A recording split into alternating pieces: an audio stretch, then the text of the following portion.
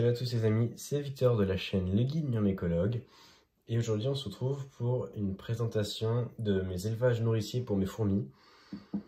Donc on commence par les vers de farine ou les ténébrions. Donc moi j'ai 3 boîtes ici, une boîte avec donc les vers de farine en question, une boîte ici contenant que des larves et une dernière boîte avec des ténébrions. Vous pouvez en voir ici. Là, il y en a 2, il y en a qui sont cachés dedans, il y en a pas mal. Ces boîtes-là, vous pouvez en mettre 2. Vous pouvez mélanger les larves avec les ténébrions, pardon. Moi, j'en ai fait 3 pour plus de simplicité. Dès qu'il y a un ténébrion qui éclot dans le paquet des larves, je le bascule directement chez les autres ténébrions. Donc là, on a énormément de larves. Je ne sais pas si vous allez voir. Hop. Il y en a beaucoup. Tout ça, c'est des larves. Parce que je les ai achetés il y a plus ou moins 10 semaines, les vers de farine. Et avant, ils étaient dans cette boîte-là. Et toute la boîte s'est transformée en larves. Et on commence à avoir nos premiers ténébrions. Hop, ici, il y en a un qui essaie de grimper là. Qu'est-ce qu'il y a dans le substrat? Donc, la couche qui est là. C'est pareil pour ici et pour là, il y en a un peu moins ici, mais il y en a quand même. J'ai mis du son d'avoine, de la farine, j'ai mélangé farine normale de blé, farine de sarrasin un peu. J'ai émietté, donc j'ai mis des gros bouts de pain comme ça et j'en ai émietté. D'ailleurs, sur ce bout de pain là, on en a pas mal. Vous pouvez voir, hop. Donc j'en ai émietté pas mal. J'ai mis pas mal de trucs, je me suis fait plaisir, j'ai mis des noix, j'ai mis plein de trucs.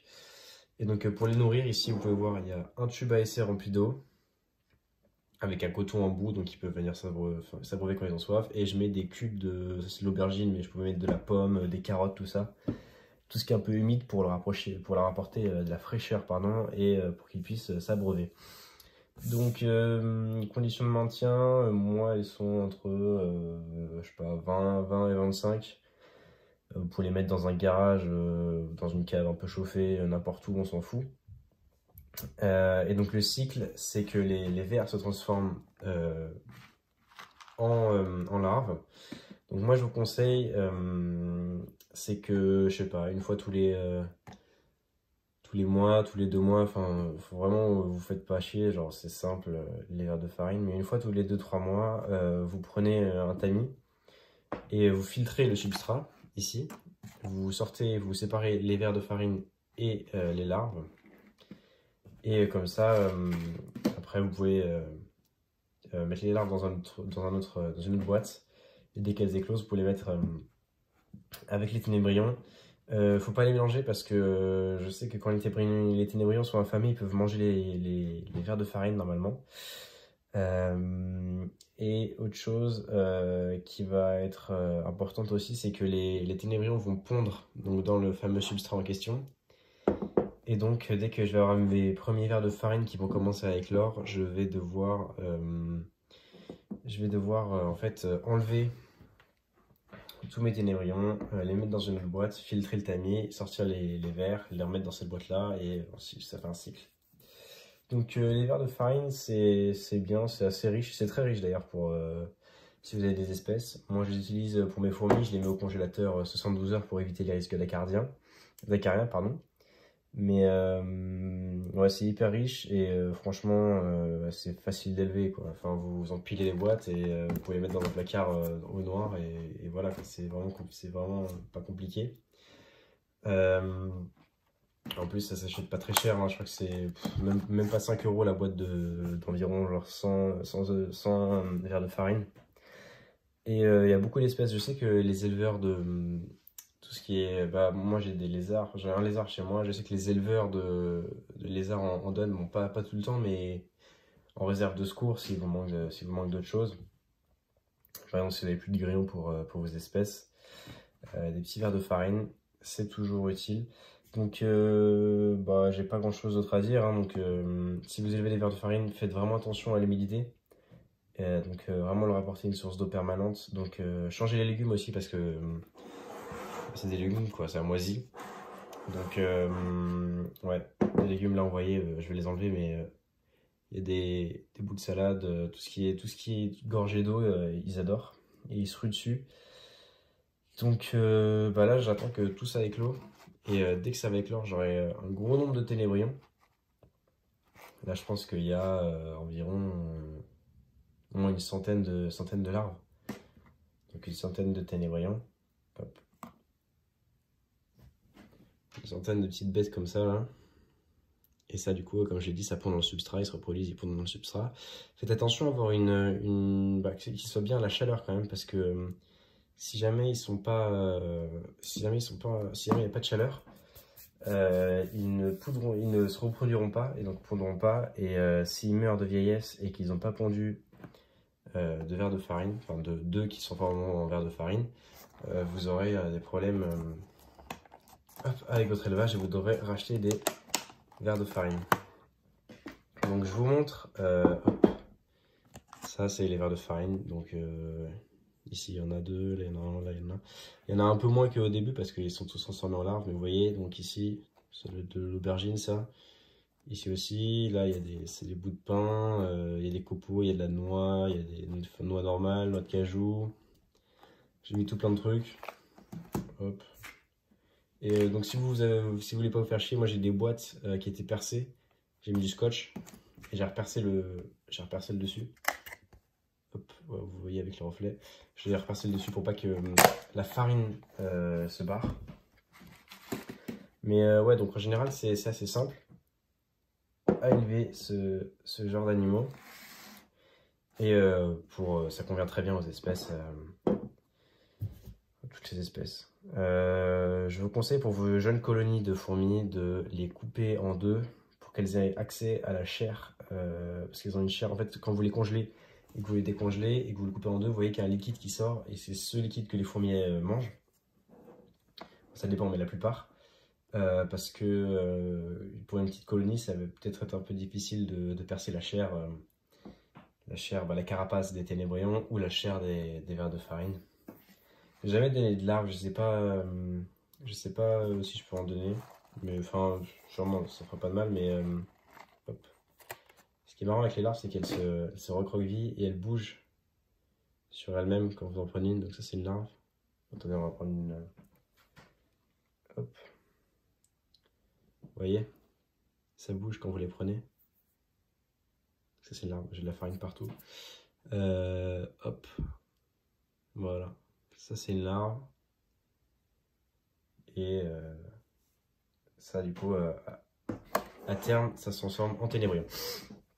Donc voilà, c'est une rapide vidéo pour vous montrer, mes élevages nourriciers. Donc ça c'est vers de farine, je vais faire un sur les grillons aussi. Grillons, j'ai un gros élevage pour le lézard parce qu'il en bouffe pas mal. Mais du coup les petits grillons, je les congèle et je les file à mes fourmis, elles adorent ça. Donc, ah oui, surtout, mettez pas mal de trucs. Moi, il y a beaucoup de bouts vous voyez, de bouts de pain qui sont enterrés parce que les ténébrions, quand ils se retournent, quand ils sont sur le dos, ils ont beaucoup de mal pour se remettre sur le ventre. Et du coup, bah, j'en ai trouvé qui étaient morts les pattes en l'air parce qu'ils n'arrivent juste pas à bouger. Et donc, attendez, hop. Vous pouvez les manipuler, ça mord pas. Et il y a que, enfin, vraiment, c'est infime le nombre de ténébrions qui s'envolent. Donc là, on en a un ici. Il y en a partout en fait. Mais ils sont, comme je viens de laver je viens de faire l'opération que je vous ai dit, donc je viens de tamiser tout ça. Et je viens de renchérir, donc renchérir, je sais pas. Je viens de remettre plein de petits bouts de pain et de bouts de noix dans le substrat, donc ils sont partis creuser tout ça. Vous voyez ici, il y en a un qui est en train de, ah bah tiens voilà. Hop, attendez. Ici, vous voyez, je sais pas si vous voyez, là on a la tête qui commence à bouger. Et on voit encore le corps de la larve. Et le ténébrion qui commence à sortir. Donc celui-là il est en train d'éclore, plus ou moins. Enfin c'est pas une éclosion, il est en train de se transformer. C'est un peu comme les papillons qui font des cocons et qui sont à l'arbre au début. Mais du coup, ouais. Donc, vous voyez bien, je sais pas si vous voyez bien, hop. Il est ici. Et donc ouais, le tube... Le problème c'est qu'en fait vous pouvez pas vaporiser de l'eau parce que c'est de la farine, donc c'est pas ouf. Mais ouais, moi je mets un tube. J'essaie de pas trop mouiller la tête parce que, enfin, de pas mettre la tête dans la farine parce qu'il y a de la moisissure après si jamais je mets des légumes à côté et des choses. Mais du coup, ouais, bah là vous voyez, ça c'est de la pomme. Il y avait un bout de pomme, ils ont raclé toute la pomme, quoi. Ils ont juste laissé la peau. Et ce qui est drôle aussi des fois, c'est quand vous mettez des bouts de pain entier. Bon, celui-là était pas entier, il y avait un petit trou au milieu, mais ils creusent toute la pain de mie. Enfin, ils creusent toute la mie du pain. Et ils font des tunnels. Hop, ils passent sur les côtés, tout ça. Et il y en a un qui est dedans, là. Hop. Et pareil pour les verres de farine, ils font ça aussi. Donc, bah, je vous referai une vidéo quand j'aurai tout ce beau monde qui sera en train d'éclore. Et n'hésitez pas à me demander si vous avez besoin d'aide bah, si vous avez besoin d'informations, je sais pas, des trucs que j'aurais oublié sur les verres de farine. Bon, je suis pas un pro, hein, c'est basique les verres de farine. Je conseille vraiment aux débutants parce que c'est très très simple à élever. Moi là, je m'en suis occupé aujourd'hui et ça m'a pris même pas une demi-heure. De toute façon, après, comme j'ai dit, vous l'empilez, vous mettez ça dans un placard au chaud et voilà. C'est pas une grande nécessité. Le seul truc où il faut faire gaffe, c'est un apport en humidité et veiller à changer les légumes que vous mettez ou les pommes, les fruits. Faut essayer de les changer, je sais pas, à tous les deux jours. Vous mettez, je sais pas, moi des fois je mets une tranche de fruits par tous les 3-4 jours. Il faut essayer de l'enlever assez rapidement pour pas qu'il y ait la moisissure. Parce que ça peut être nocif pour vos bestioles. Donc, bah, si la vidéo vous a plu, n'hésitez pas à lâcher un like et à vous abonner à la chaîne si ce n'est pas déjà fait. Demandez en commentaire si vous avez besoin d'infos. Je ferai des recherches. Merci pour vos retours sur les vidéos d'élevage précédents. Il y en a d'autres qui vont arriver. J'ai 2 nouvelles espèces à vous présenter encore. Et on a de l'avancée sur ma colonie Messor. Donc je vous ferai des vidéos assez rapidement. Donc comme je l'ai dit, n'hésitez pas à lâcher un petit like, à vous abonner et à commenter si la vidéo vous a plu. Et on se retrouve très bientôt pour un suivi d'élevage d'une nouvelle espèce. Salut à tous! I think I'm falling for you.